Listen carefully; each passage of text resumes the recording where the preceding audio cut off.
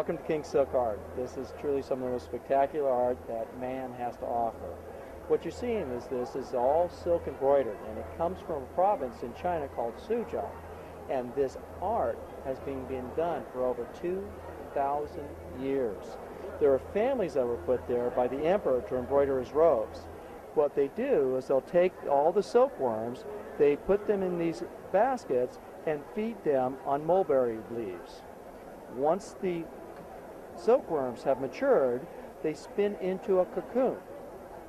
And here's an example of a cocoon stage. The cocoon itself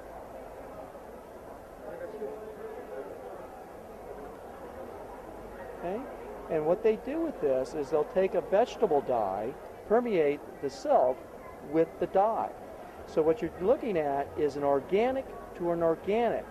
So the dye becomes a permanent fixture in the silk thread, and so it will never lose its color. They can get about 2,000 feet out of one cocoon of that very, very fine fiber. This is thinner than a human hair. They'll then take this and literally just start stitching it. As part of it, the first thing they'll do is they'll split the thread down to a specific count of the thread itself. The thread starts with a total of 16 strands. Depending upon the quality of the piece, they will determine how many strands they use to actually do the work.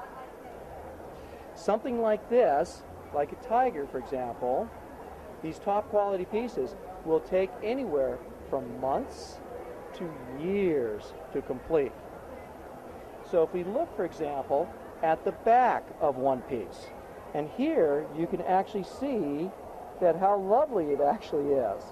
And if you were to rub your hands over it, you can actually feel the little knots. This is actually one of the key elements to tell you that this has actually been stitched by hand. So in fact, if you turn it over, and there's the front. Absolutely wonderful.